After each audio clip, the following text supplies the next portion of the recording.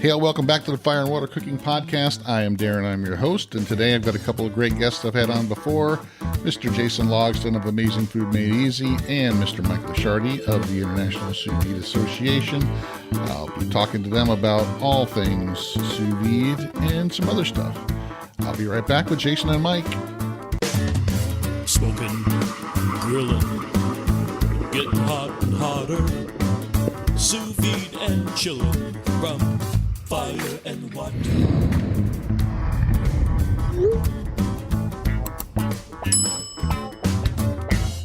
Hey, all, I want to introduce you to a company I just started working with, Fresh Jack's Organic Spices out of Jacksonville, Florida.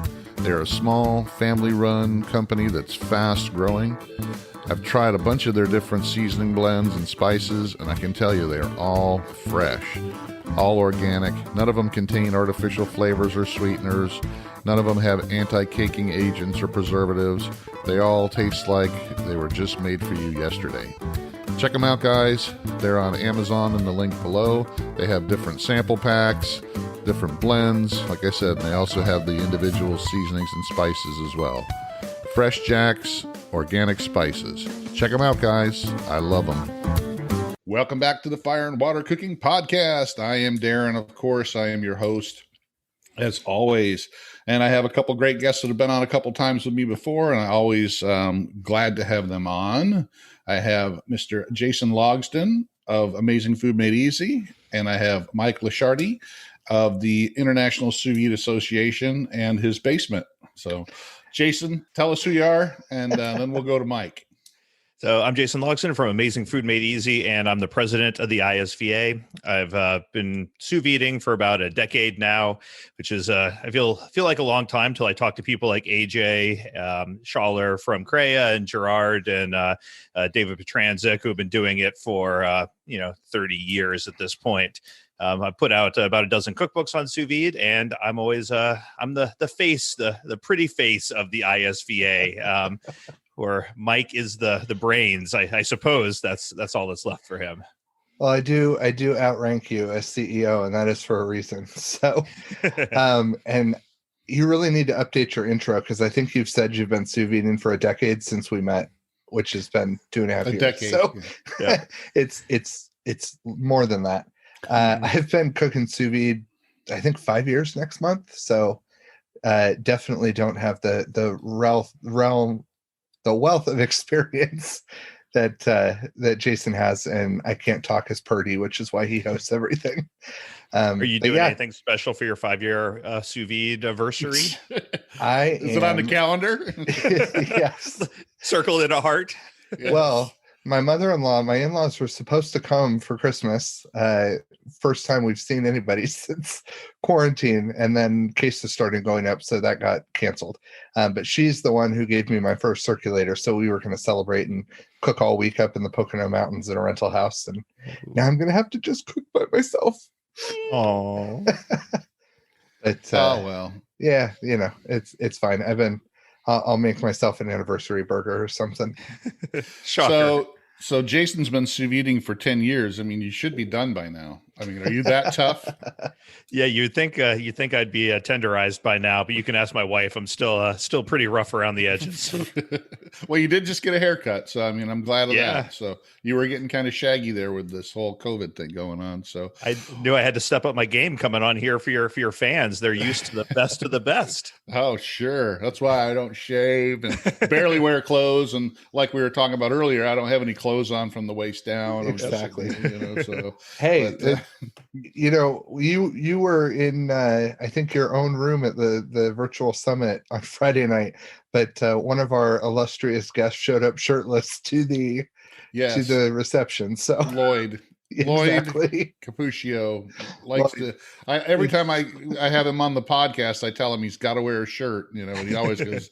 He always wears like the tank top that just like looks like barely covers his nipples, but he loves it that way. So he just got himself a new big old chamber sealer from VacMaster, like the big daddy. Yeah, the Big Mac. For the last 4 days, he's been vacuum sealing everything in his house, I think. Yep. I told him, I said, make sure you don't vacuum seal your wife, your daughter, or your dog. So anything else you can vacuum seal. Exactly. So I wanted to kind of talk about we talked about the Sous Vide Summit. All of us were there, and it was done virtually this year, of course, because of what's going on with the whole pandemic. But I think it turned out really well for something that you never, actually the second year that you've had the summit, but you had to do it totally different than you had done the year before. And I think it went, we had some glitches here and there with some of the software and stuff, and some of the people's internet connections weren't as great, but I think it went really well. How did the overall feedback that you guys got come out? I think the majority of the feedback was great. And I think Mike and I were pleasantly surprised that the first in-person summit was so personable, and the connections that were formed and people hanging out and having a good time. It was more than just the demos and learning. It was a social experience. And so we were really worried, I think, about doing a virtual summit. And when we ended up at the end of it, there was still that feeling of community, of, giving each other a hard time in the comments when people were being interviewed and during their presentations. And I think there's a lot of good connections still made, even though it was a virtual experience. So I know I was very happy that people still got a lot out of it and still made connections. And a lot of people expressed, their surprise as well, that they not only learned a lot, but they, made some new friends, and they got to know the presenters and, really connect in the comments and through some of the Q&As. Yeah, it's a testament to just how amazing this community is. I mean, we've all been a part of the Sous Vide community in different ways for years, and it's just really cool to see how everybody, and that was really the onus for us even starting the summit, was to get people together and build that. So it was pretty awesome to see, and even the feedback from some of the speakers who have been doing this for a really long time, who shared, just thoughts about how well it went, and how, I guess, surprised they were that it went well because of virtual conferences they've been to in the past. But that was really good for us to hear people like, AJ and Gerard and Dave from PolyScience that just really had a great experience as well. So we're thrilled. I think that's a testament to the overall the overall association, because a lot of us are enthusiasts. We're not, it's not something that's just our job and we do it because it's our job and we have to, kind of thing. Like I've been to conferences for, I'm a banker by trade, and I've been to banker conferences and stuff, and it's just not the same. I have no desire to go to those type of conferences and talk to people. I'm there because I have to be. And we may have that with a couple of these people, but even the people like David from PolyScience and Eric Villegas, those guys love what they do. I mean, they're not, they're not there drudgingly because they have to be, because of, they get a paycheck out of it. Most of those people, even AJ and Gerard and everybody else, these people love what they do. They're excited about it. They love sharing it. So I think that's one of the main differences, is that everybody that's attending, and that's why we got a good attendance too. Some of those people that couldn't, probably go if it was in San Francisco, are able to go online. And that's another thing I want to talk about. So are you guys looking, we're looking for 2021 to be in San Francisco like it was supposed to be. Yep. Are you thinking of trying to do something online as well to have access to that? So our plan right now, and we're moving full steam ahead with planning for San Francisco. My wife's like, why are you putting so much effort in if it's not going to happen? And I really think it's going to. I really hope things, clean up to a point, but we need to make sure the event is what it needs to be. We're already working on that. We'll make a decision, in the late spring, March, April, depending on things. But regardless, whether that happens in person or not, we are going to do a virtual conference in April. And it'll be a smaller version, probably a single day, or we're still working out the logistics on that. And then in San Francisco, we are planning to have some sort of a virtual component. We're still batting around kind of what that's going to look like, because, but we do want to give people access. That's part of building this, is, making sure everybody can participate, and we're inclusive in that way. So, we're exploring a lot of different ways to make that happen.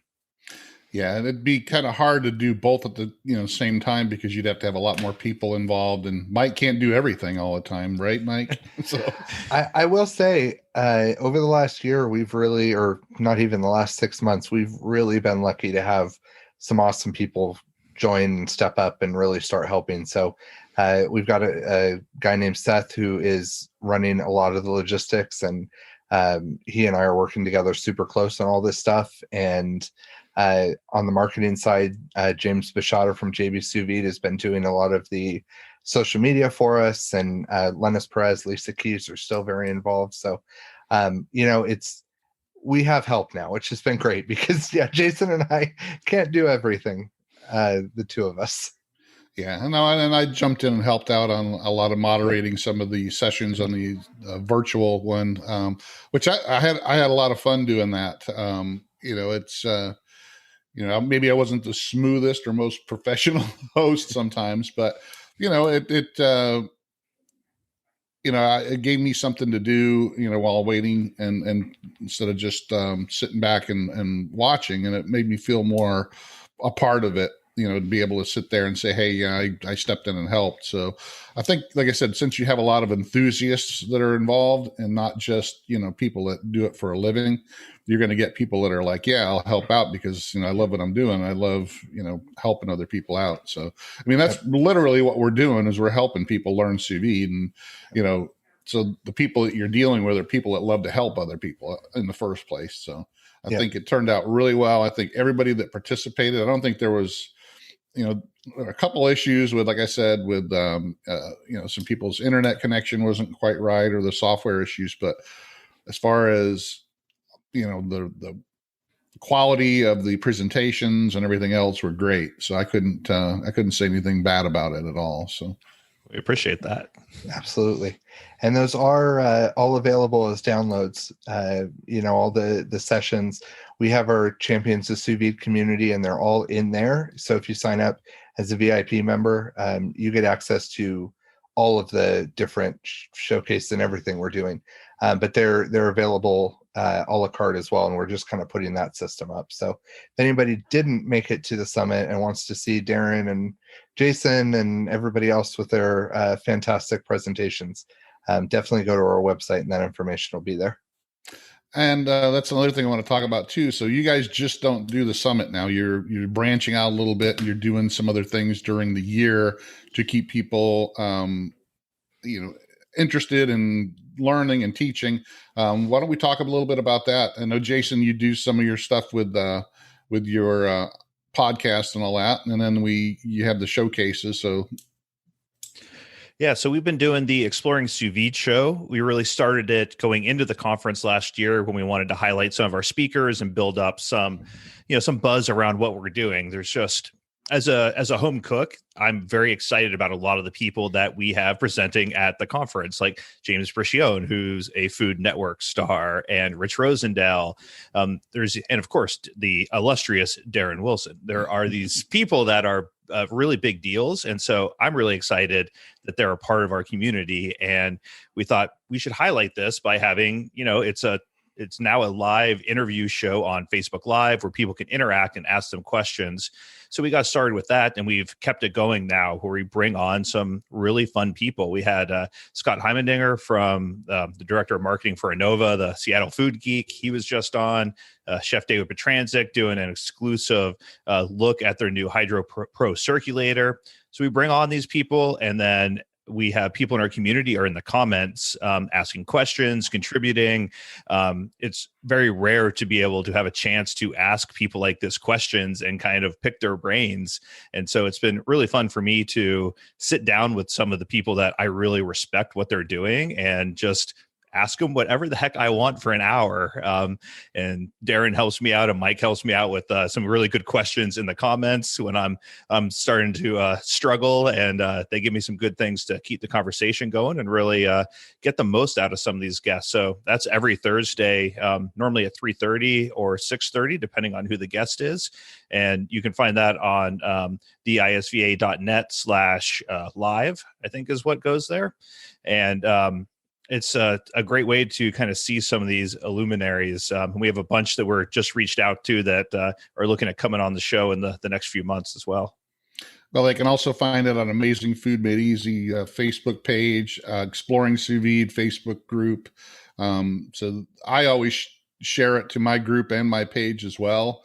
Now, see, back when we first had you guys on and I first started my podcast, you kind of didn't understand why when I first started doing my podcast, I was like, oh, I'll kind of see, what this does. And one of the things I don't like about, podcasts is the people that just sit there and talk themselves, just sit there and talk and yammer to, whoever's out there. I always got to have somebody to bounce stuff off of. I just don't feel comfortable. And I've done a couple episodes where I just try to talk and have nothing to interact with. And I don't like that at all. What I love about doing podcasts is being able to pick the brains of those people that I respect and I've followed for years. And when I had Kenji on and Meathead a couple times and Steve Reichland and some of these others that I've looked up to and followed for years, to be able to ask them questions, not just about their professional life, but some of the things I like to ask is, where did you start? When you were a kid, what did you think of, or what did you think you were going to be doing now, and how did you get to where you are? Those are the most interesting things to me, because you just find out, some of the things you never knew. Like I would have thought Kenji went to culinary school and just a straight path, through all that, but he started out as an architecture graduate, and then worked in the restaurants part-time. And then he fell in love with that and decided to do that for a living. So, that's what I really love about doing these type of shows is, the interaction and figuring out and finding out and then learning. So, and Mike, what about you? Yeah, it's I agree with you for sure. And so one of the other things that we're working on to continue to build that engagement, this was another Jason, he talks all the time about I'm the brains, but man, he comes up with... know Jason talks all the time. So. Yeah, it's true. Yep. It's true. But I mean, he's beautiful, so he can. I've got the moneymaker, Smile. He came up with this idea to start doing showcases of different aspects of sous vide. So our first one was sous vide infusions. Next weekend, we are doing a sous vide dessert showcase. And basically, we invite different chefs and home cooks to prepare a demo of their favorite, recipe or using sous vide for that theme. And, I think last time we had 8, and we have 8 or 9 this time. And it's just really fun to see how different people are using the technique. I know for the dessert showcase, Lisa Keys did a full chocolate layer cake, all sous vide, baked the cake sous vide, and did this Nutella frosting, and it just looks incredible. And then we're also using those to highlight different companies. So we have one coming up in December that's going to be for a local farm that's here in Maryland that I've bought from for a really long time. And they are going to be launching online delivery. So we're doing a showcase of all their different, meats. They carry everything from rabbit to, chicken, beef, pork. So that's been really fun too, just a way to kind of engage the community. And, part of it too is there's so many great voices in this community that they don't have a platform. You've done a great job of building a platform for yourself and for others that use, especially smoking and grilling with sous vide. But there's a lot that post that either don't have the time or they haven't just had the interest in building that. So trying to reach out to some of those people and give them a platform to share what they do and what they know. And it's where we found David LaForce, who's now helping us with a lot of content. And, Kevin and Carmen Koo, of course, have their own blog. But they've been doing a lot of stuff with us as well. So it's just been really fun to kind of bring the community together and learn from each other. Yeah. And I I guess I can be competitive sometimes, but I don't find when it's something like this that I really like doing and talking about and getting involved in, I'm not really competitive. I like to promote. When I first watched Kevin and Carmen's, first couple of their videos. I knew they were going to be big, and I reached out to them and said, hey, you guys are awesome. Anything you need from me to help you out. And they've blown past. Their YouTube channel's got a lot more followers than I do now, and I They're expected incredible. that. Yeah, because their personalities are just, I'm first to admit I'm not the most personable YouTube person out there. That is for sure. But I'm first one to admit that. I do it because I like to do it. I don't care. I'm not trying to be famous. I'm just out there, I do my videos to kind of show people what I do. And, I'm not one sitting there counting how many subscribers I have or anything like that. And that's how I started the podcast. I did it more so I could not just expand my brand, but so I could learn more and have people on and expose them to other people. That's why I like having Kevin and Lloyd on, because, they're in the Facebook groups all the time, but, that's limited exposure. When you can get them on and actually see them and talk to them and, hear their voices, and then, the back and forth banter that we have sometimes is, to me, the most fun part. And we can get into this stuff that we really love to talk about. But yeah, I agree with you. It's super fun to be able to get people together and see what they're doing. I mean, Carmen and Kevin did a pumpkin cheesecake, a whole one sous vide, and I was like mind blown. And so I did that recipe last week. Of course, I used the Anova Precision Oven, which is a lot easier than trying to vacuum seal it.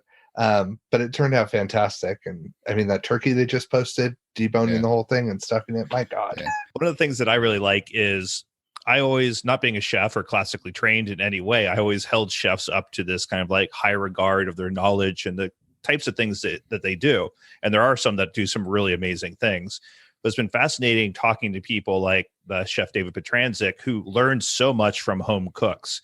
That, I talked to him about Lisa Keys on the Exploring Sous Vide show and the layer cake that she's doing. And he's like, oh, is she doing like the frosting in sous vide? And it's like, no, she's doing the entire cake sous vide. And he's like, tell me more about this. I want to see this video. Like, what is that?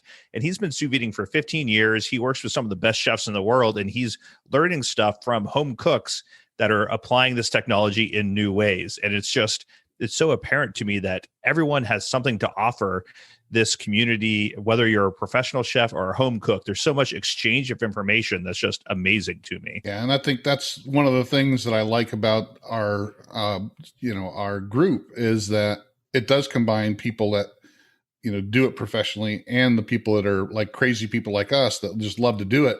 We take the initiative and experiment and try new things, and where they most of the time can't, they have to.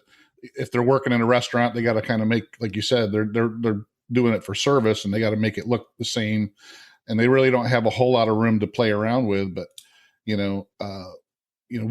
have that ability to try new things or see what somebody else did, and then say, well, I could put my own twist on that and try to make it something else. So that's the fun I get in doing this stuff too. So I mean, I just made. For the book I'm writing, Jason's been helping me out a lot with that.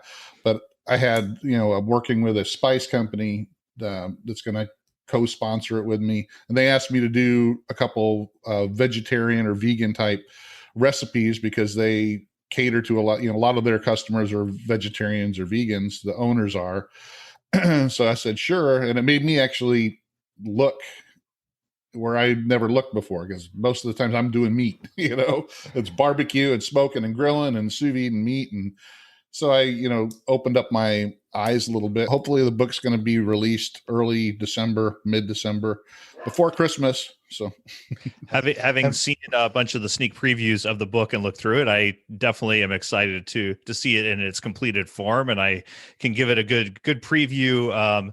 Wholehearted thumbs up that if you're interested in sous vide and barbecue or smoking and how you can combine those two methods, it's a great overview of the information that's out there.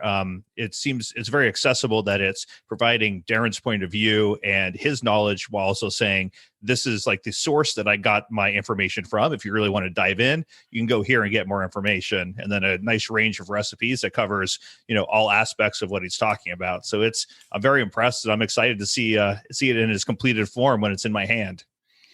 Yeah, it was fun putting it together. And like I said, I like to I'm never going to say, I discovered, this method or that. I just like to, move things around and kind of put my own twist on things I've already seen. And, a lot of your stuff that I've read and watched and seen over the years, Meathead Goldwyn, some of these others that I've followed, even just regular YouTube people that just throw stuff out there. And that's how I got into this in the first place, watching a guy on the YouTube channel, Greg Mervich, who sous vide a brisket, 5 or 6 years ago. And that, got me interested in doing this stuff. So if I had never saw that video, I never would even attempted to do any of this stuff. So it's things like that excite me. And I just hope that I can do the same to other people, help teach them, inspire them, show them some things that maybe they didn't know before. So, and get them in touch with people like you and Meathead and some of these other people that have all this information out there, and it's, and use it. It's awesome. Well, I can't wait to see it. I've been, I think, working on my book longer than you've been working on yours, and I'm not nearly close to publishing yet. So I'm impressed with the speed at which you have compiled it. I can't wait to see it. Well, the easiest part of it was because a lot of the stuff, since I was doing YouTube videos and all this stuff before, I had all the material there.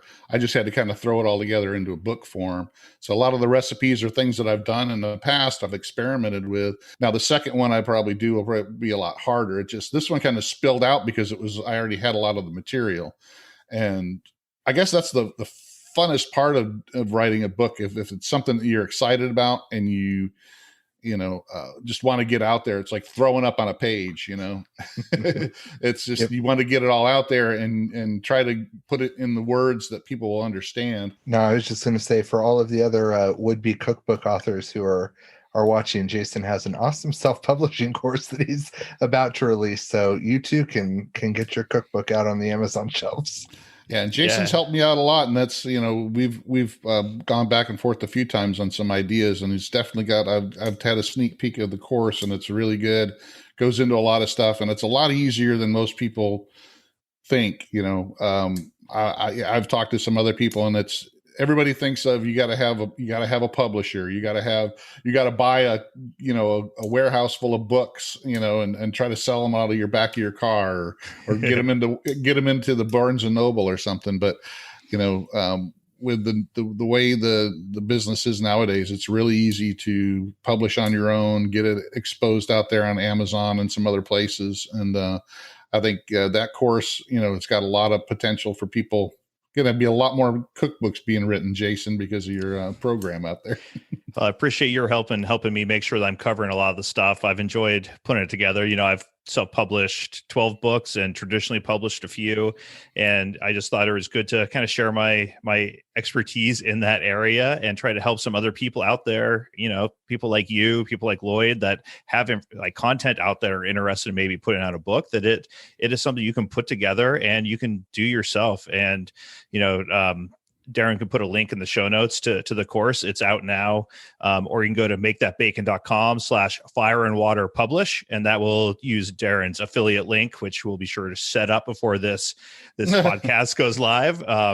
But it's out there. It's to try to help people that are interested in putting out a cookbook that's, a printed book on Amazon that you can hold in your hand and, take a picture of yourself with, smiling away, because it's, people think putting out a cookbook's hard and writing it can be hard. But if you have that content, the publishing part these days is pretty easy and it's not that expensive. You just need to dive in and kind of have the knowledge. And I'm trying to help share that knowledge so people can do it a little more easily. All right. So let's talk about some other things that are going on nowadays. I like talking about technology for pretty much everybody that comes on, because it just blows my mind in the last, just the last 5 or 6 years, how technology has really affected every part of our lives, including outdoor cooking and indoor cooking.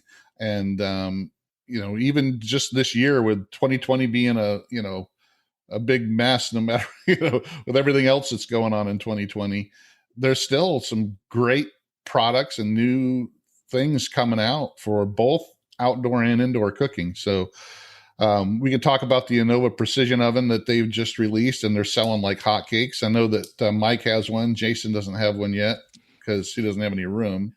I live in a New York apartment that it'd take up half of my counter space literally if I do it. So it's my wife doesn't cook, but the kitchen is a central area in our 2-bedroom apartment. So it's whether or not I can convince her that I should get rid of half the space in the kitchen, which we'll see if I can win that battle. So worth it though.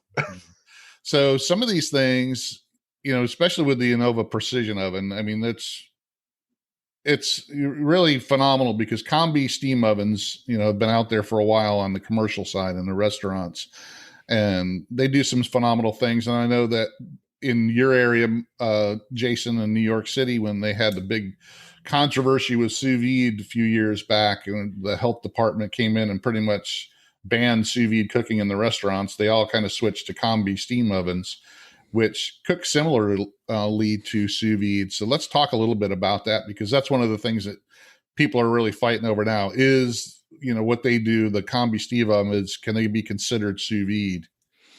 My viewpoint on a lot of this is that words are just kind of words. And like, having talked to Gerard and Bruno Gasol, who literally invented the term sous vide, like when they said sous vide, they didn't do it with this long lasting 50 years from now, this is what sous vide will mean. They named it because it was convenient shorthand for one of the steps in the process. So if people want to argue about what constitutes sous vide and doesn't, I'm fine with that. For me, I think Anova made a smart decision. Like Scott said, that they now say it can do results that are similar to sous vide or sous vide like results. So they kind of remove themselves from the argument with the combi oven. But to me, the big thing about the big benefit of sous vide cooking, whatever you define it as, is that it's the low temperature precision control. It's being able to hold something at a specific temperature for a long period of time. And to me, that's a differentiating factor between it and any other type of cooking. And so you can do that by vacuum sealing it. You can do that in a Ziploc bag. You can do it by filling a chamber with steam. But it's the precision to temperature, which in my opinion is what makes the food taste the way that it tastes. And the rest, you can argue about what type of packaging you should have on it. But that, to me, I've never been able to tell the difference between a Ziploc sealed versus a chamber vacuum sealed, strip steak or something.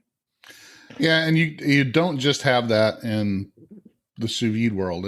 In the barbecue world all the time you get, is it really called barbecue if it's on a pellet grill? Because, it's, controlled by, and it's pellets. It's not real wood. It's, sawdust, and these kind of arguments are just kind of silly to me, because it's the end result or the process is what you're talking about. So you're telling me it's not smoking, even though it's in a chamber and it's being smoked, because it's not real wood now. So, as my buddy from North Carolina says, barbecue is pork shoulder that's been smoked with a mustard sauce. Everything else is just you're grilling something or smoking it, but it's not barbecue. Like, right. Okay, Sean, I will never use that term around you again. Yeah, I think having those kind of arguments is just kind of ridiculous and just takes away from other things you could be doing and talking about.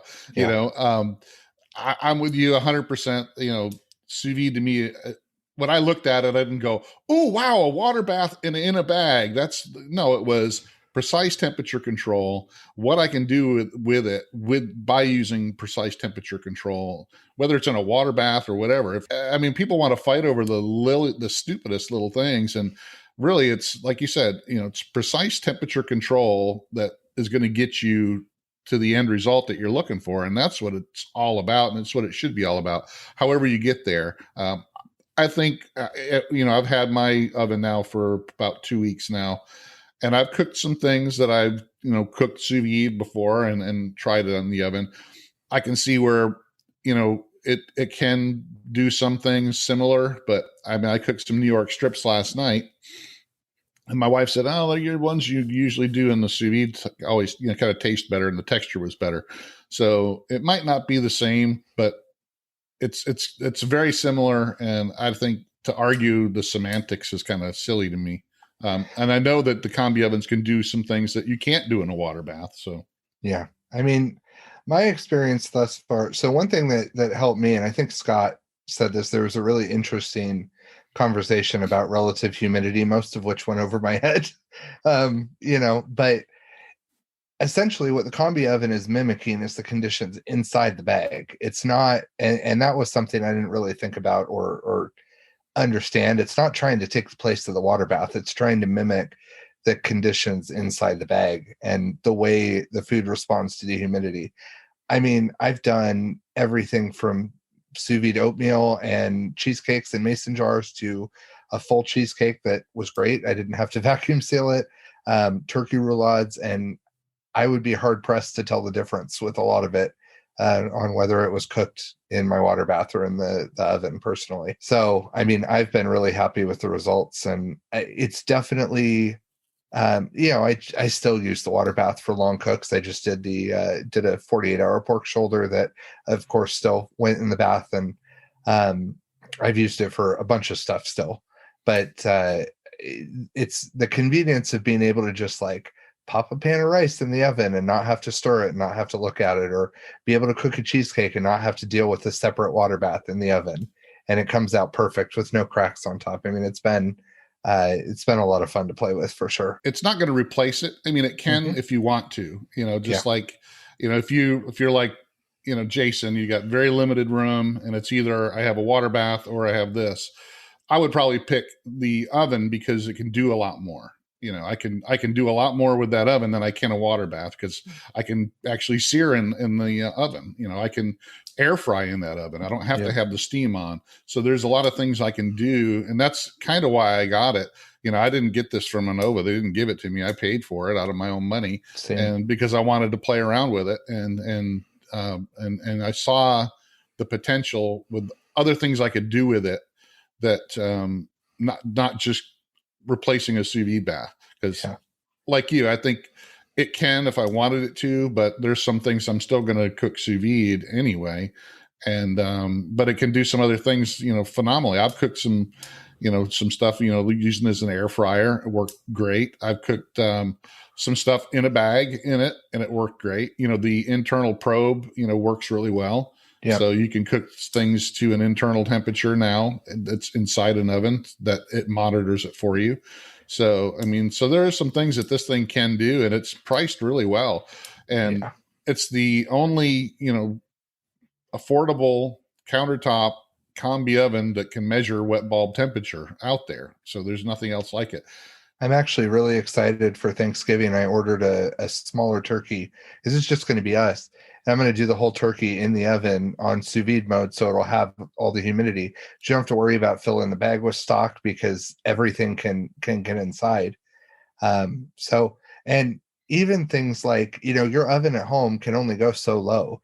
And this thing, because it cooks with the sous vide mode, it goes down to what, I think 78 Fahrenheit or something like that. So you can do things like dehydrating that now I don't need a countertop dehydrator. There's a lot of flexibility to it that I'm excited to play with. Well, you can defrost in it too. Yeah. And proof dough for sure. The bread bakers are really excited out there because of the steam finish you can get on it. Yeah. And it's well worth getting, for the amount I've used it already. I've probably used it more than most things I spend that amount of money on. For the sheer versatility of it is just... Exactly. And you're buying from a good brand. I mean, Anova's been around a long time. You hear stories all the time about how they take care of their circulators if they go bad, and they replace them even after warranty and all that. So a lot of times I am very tentative about buying first release stuff. But I have confidence in them that if something goes wrong, which nothing has happened on mine yet, but if it does, I know they're going to take care of it. So, right.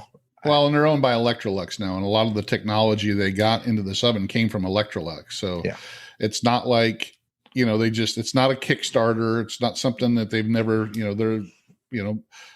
they were a Kickstarter when they first came out now, but they're part of Electrolux now, and they have a big company behind them with a lot of experience and technology and resources.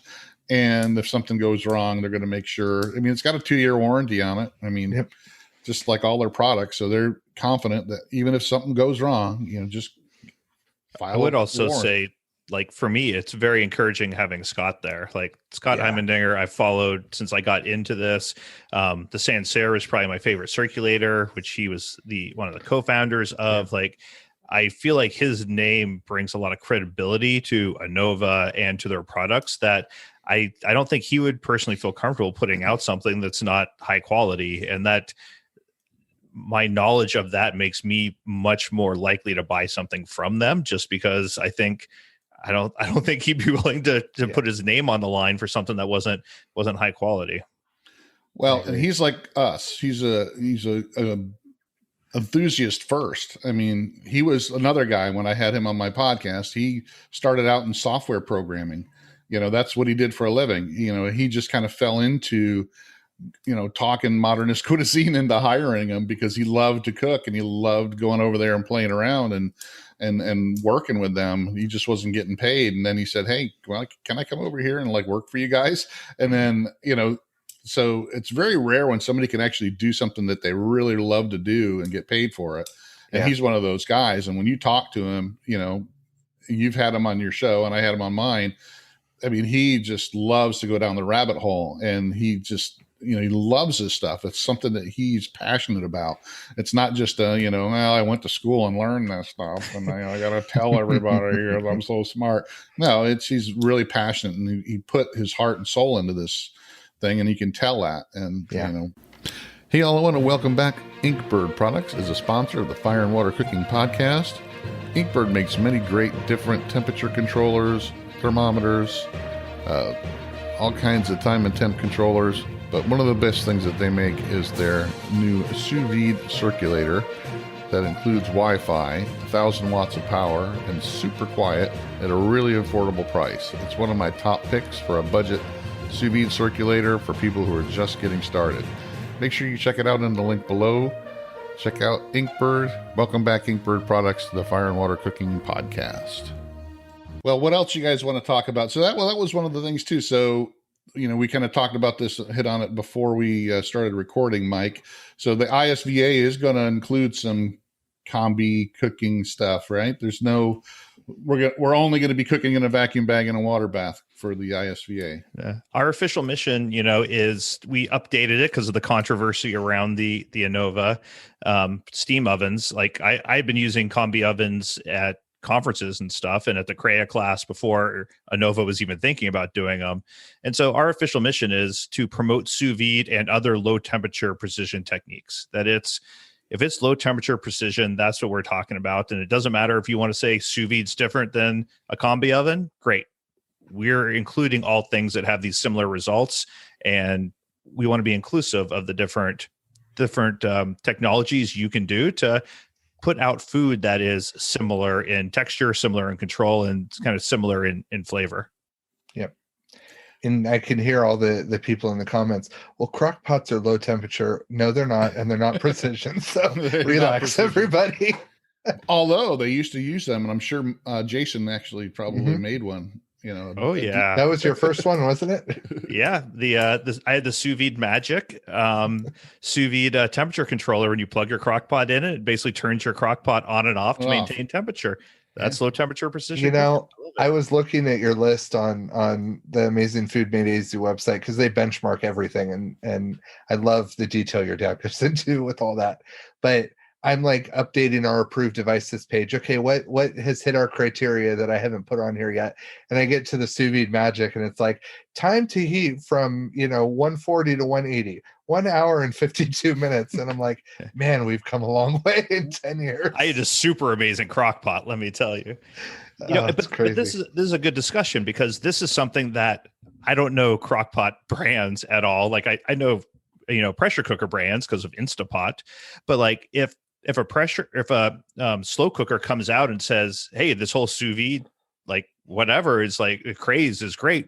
Our crock pot now holds food to within, 1 degree, let's say Fahrenheit, and you still need to use it like you normally do with putting in a bunch of liquid, and it's basically a braise. Like, to me, that is now a low temperature precision technique. If it can hold that temperature, because if you can do medium rare, chuck roast, and cook it long enough to tenderize it in an environment that's low temperature precision. And that's closer to a sous vide result than it is to a braised result or a traditional crock pot result. So that's where I think that low temperature precision comes in, that if you can maintain a temperature, you can get results, with nothing else, with no other cooking techniques. Well, it's interesting too. Sorry, Darren. I'm thinking as you say that, like isn't that the Sous Vide Supreme? One of the main benefits of having one of those is you can fill the chamber with something else to infuse or to cook. I mean, you could oil poach in there at a low temperature. I mean, heck, with the Anova oven, why couldn't you put a container of oil in there and then poach something in it? That's, once it comes to equilibrium. I mean, there's tons of ways you could experiment with that, I think, and do different things. There's a restaurant in New York that does its prime rib in a sous vide bath with beef tallow, right? So one of the best pieces of salmon I ever had was at Star Chefs. They had the Polyscience Control Freak, which allows you to basically cook sous vide with any liquid in a pot as a low temperature precision induction device. And they did chili pepper infused olive oil that they then poached salmon in at a specific temperature. And it was just like melt in your mouth, typical sous vide salmon, but like poached completely in oil that was flavored with these smoky, like spicy, fruity, really flavorful chili peppers. Now you guys are just talking crazy talk because none of that stuff is sous vide. No, that's right, but it's delicious, and that's all I care about. Yeah, I'm 100% on board. Well, I think there are some crock pot type devices that have like a sous vide mode. I've seen some, they have multiple, functions, and one of them is a sous vide mode. Now they do want you to use water bath, in it, but that's the thing with technology, and that's one of the things I wanted to ask you, Jason, because if you do go to your website, some of the, ranking the circulators anymore is kind of, how do you keep up? There's so many of them. They change so often with the new technologies that are coming out. Like, even with, with Anova, they've changed their models 6 or 7 times in the last couple of years. And now you got, with the precision oven and other things that are out there. How are you going to try to keep up with all that stuff? So it's definitely hard, especially with a machine that if it's done right, there's not a lot of differentiation, right? Like if a sous vide device that heats relatively quickly and can maintain temperatures within, call it half a degree, like at that point, they're all basically the same in a lot of cases. So what I like to say is that you could pick up something for $40 at, Walgreens or Costco or whatever, but spending a little bit of money to get a brand name that's going to stand behind it. Like, we test a ton of machines, and to do that, we see what machines are coming out. We reach out to the people at these companies and say, can we have a machine to test so we can put it through the paces? And a lot of the inexpensive ones we don't test.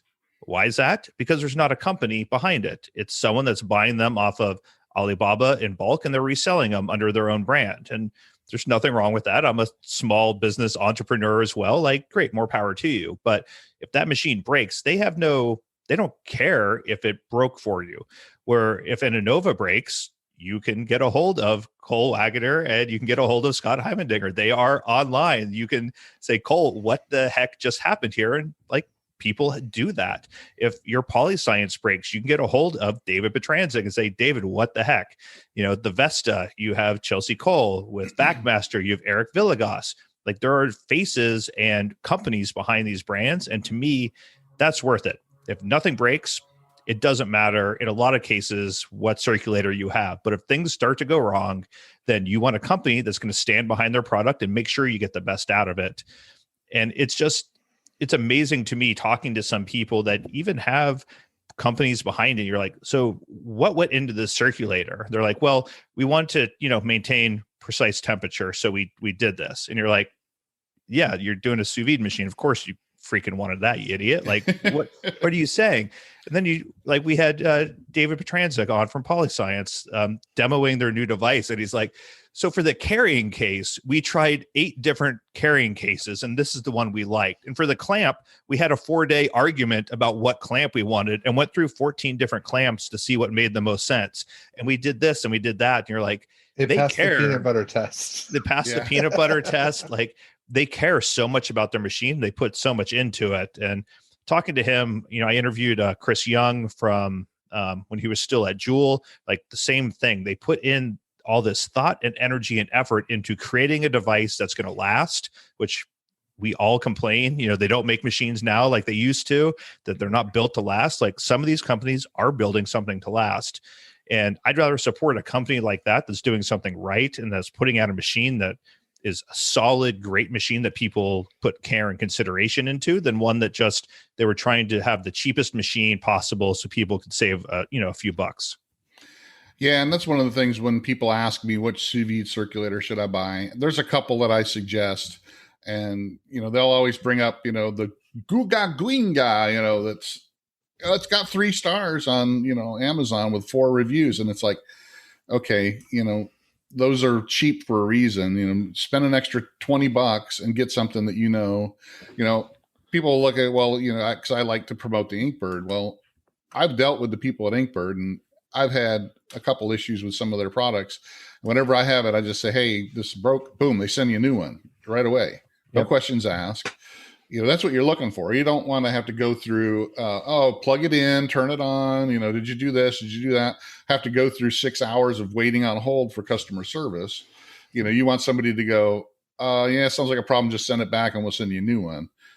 Or you don't have an issue with it. So spend $500 on the new Hydro Pro from Polyscience, and you can worry about buying a new one in a decade. Like you don't have to buy any in the meantime because it's going to last you for 10 years. Yep. Yeah. And by the way, the whole app is built into the circulator too. You don't even need your phone to look things up anymore.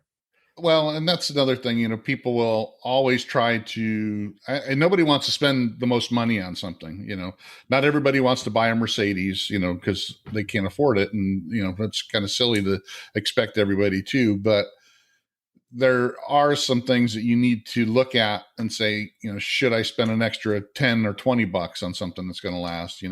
Not everybody can afford a chamber vacuum sealer, but nowadays, and that's another thing with all this technology and things changing and new processes and stuff coming out. I mean, now you can get a chamber sealer, a decent one. It's not the biggest in the world, but for $300, you can get a chamber sealer, I've worked with Avid Armor before, and they're always stand behind everything that they sell. And, you couldn't have done that, 3 or 4 years ago. It was 800 to 1,000 plus, for an entry level chamber sealer.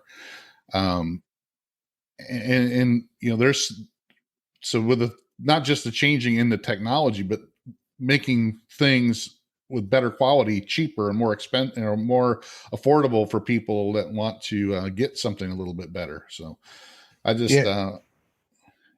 just going to say, I mean, Dave talking about, the Hydro Pro last night, and it's like, this has more wattage and more circulation power than our initial model, and it's $499. I mean, it's mind blowing and it's fully waterproof. It's got all of the standard stuff you'd need in a restaurant. I mean, it's amazing what these companies are doing. And, Dave's like, they trusted me to be, so invested in this design process, and he's been cooking sous vide forever. So, it was put together by people who really care about it and, who want to make sure that it works, because it's their reputation on the line.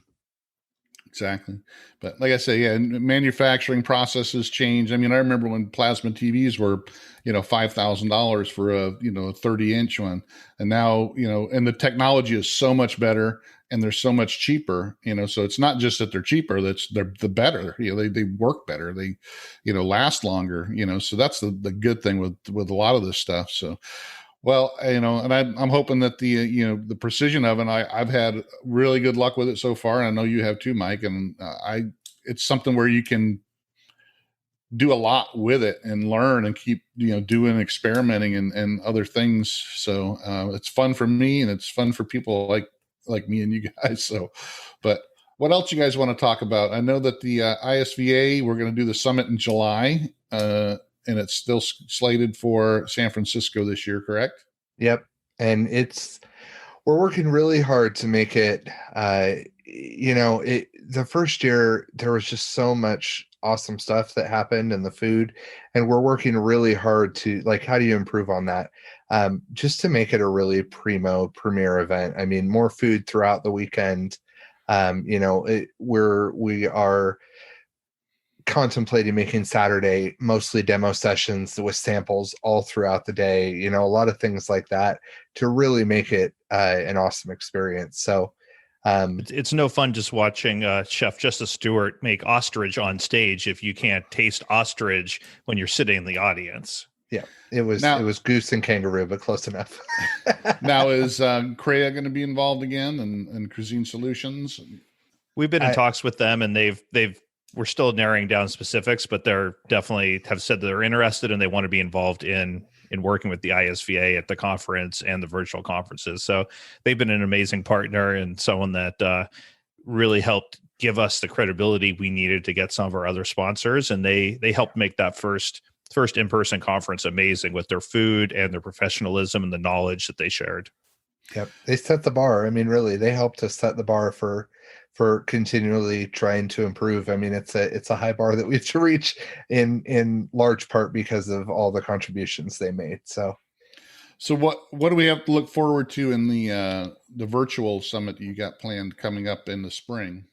So still working on that and trying to figure out what exactly we want the format to be. So we'll have more info on that in the next, couple of months, probably before the end of the year, but we've been really focused on making sure San Francisco was set and good to go. And then we've been working on the showcases as well. So check with us in January and we'll have a better idea of the agenda and kind of what to expect with that one. Cool. One of the things that's exciting for me is that getting started, we really relied a lot on my network as in the sous vide community and reaching out to people for speakers and for people doing demos, and doing these monthly showcases has allowed us to branch out a lot more and bring in new people that we don't know and that we've never worked with before, that come from more diverse backgrounds and are really just adding to our community of content creators and of chefs and home cooks that are interested in sharing information.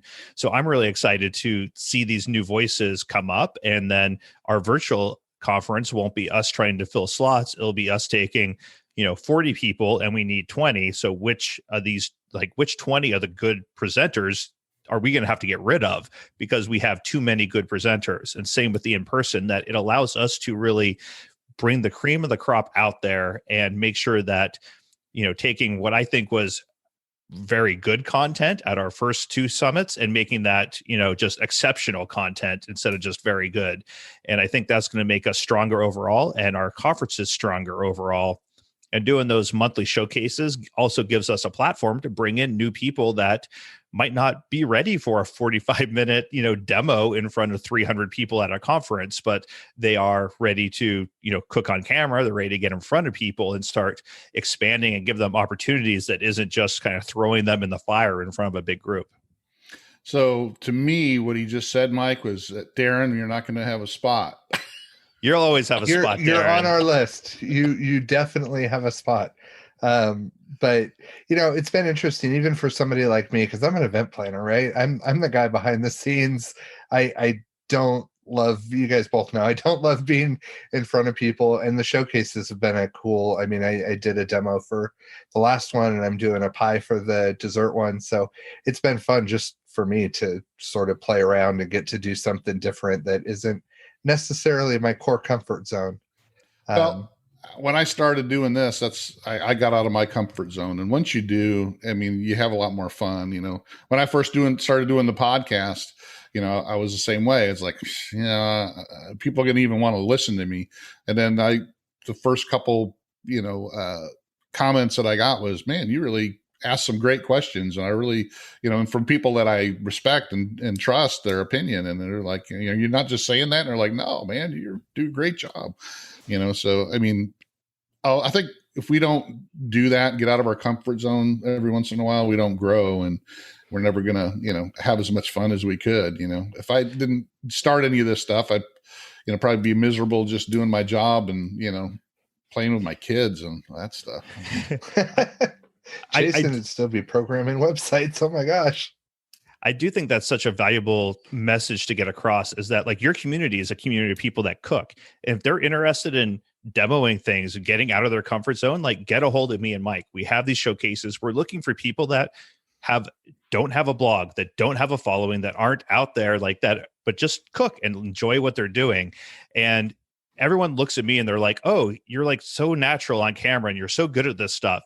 And anyone that's known me for more than 5 years is like, wait a minute, you're on camera talking? Why would you ever be on there? That's Because, me too. Yeah. yeah, it's like the more you do it, the better you get at it. And it's a skill. I didn't sit down and know how to cook, 15 years ago when I started cooking. I had to learn and I had to work and get better and better. And it's the same thing with being on camera, doing demos. And so if you're out there listening and you're like, I've always thought about maybe I could share this recipe that I love, do it. Get a hold of me and Mike, reach out to us, get a hold of Darren, like spread your wings, try things, get out of your comfort zone and just have fun. And you can do it. Like, believe in yourself. Yep. And just to whet the appetites a little bit, a few of the showcases, specifically for the Fire and Water group, we have a barbecue showcase coming in 2021. We have a burger showcase coming. We have party and tailgate foods. We have cuisines of the world, comfort foods. So lots of just really fun topics. And, even if there's a recipe that you want to do that doesn't, let's say, hey, we already did desserts and you've got a great dessert recipe, still come and talk to us and we'll make something happen. We love trying new things and interacting with different people in the community. So David LaForce is looking for more recipes to put in the network and get out there. Like we have lots of opportunities for content creators, that home cooks, that you have a few recipes that you love and you just want to share and see what people think of it. Yep. We have a lot of opportunities to get you in front of a larger group of people and help you learn what it means to create recipes professionally, to, do demos, to speak, to do these kind of things. We want to not only raise up Sous Vide, we also want to raise up the people that are a part of this community, because the more we learn, the more we get better and the better the community as a whole is. Well, and then you get to eat whatever you cook. Amen. It's the reward of it. You're not just having fun and learning things and teaching people stuff. You get to eat it at the end. So that's why I always love cooking, because, I can sit there and create something and then I get to eat it when I'm all done. So, well, guys, I want to thank you for being on again. And I really appreciate what you have put together and all the opportunities that you give everybody to get involved in the International Sous Vide Association and everything that you do. Jason, you've been open to me ever since I started, and you're always there to help pull people up and bring them up there with you, instead of, being competitive and, looking down your nose at anybody. I mean, it's really inspiring to me to do that. And I try to do that as much as possible as well, and try to bring everybody up with us and teach them and show them, how to make great food. And Mike, as well, I know you're sitting there in your basement, but it's this is where I live. Pretty much. It's a great thing you guys put together, and I really appreciate it. And there are lots of other people out there that do. And I look forward to participating much more in 2021. And I look forward to having you guys on again soon. We'll talk about the next virtual summit as well. I like it. It's always great coming on your show, and we really appreciate everything you've done for the ISVA. That's one of the things that's fun about helping people is you were like, I'm starting a podcast a few years ago. We're like, oh, help you talk about your Facebook group and stuff like that. And now you're a big brand in your own right, putting out a cookbook, and you're now, giving back and raising other people up and supporting the community. And it's great to see. That's why Mike and I are doing this, is because we love seeing people succeed and do amazing things. And you're a great example of how people that do that then help other people succeed. And it's making everything better for everyone. Yep. Yeah, Amen. I think so too. And that's why I started doing this. Is not just, I'm not a very big egotist at all. I don't care about what people think of me, as long as I try to show people and bring them up and say, hey, look, you guys can do this too, because I used to be that way and didn't think I could do anything. But now, once you start doing some stuff, hey, do a YouTube video, just do it, Yep. just do the Nike commercial and just do it. Even if you feel uncomfortable, people do. I mean, I've had some pretty big YouTubers on my show, And if you go back and watch some of they leave their old videos on their YouTube channel for a reason, because they go back and look at them and go, man, I can't believe I used to be that bad, but it's like anything, you try to improve all the time, and then you bring people up with you. But thanks again, guys. I appreciate it. And we look forward to all that you guys do, especially with the ISVA and the showcases, and can't wait to participate in the Sous Vide Summits coming up in 2021. Awesome. Looking forward to it. Thank you, sir. Thanks so much, Darren. All right. Well, thanks again for joining us on the Fire and Water Cooking Podcast. I want to thank Jason and Mike again for being on. Make sure you check out the links below to the ISVA Sous Vide Summit, and also to Jason's course on how to self-publish your own cookbook. Make sure you follow us on Facebook, Instagram, Twitter. Make sure you follow us on our Fire and Water Cooking YouTube channel. And again, join us again on the next Fire and Water Cooking Podcast. See you again.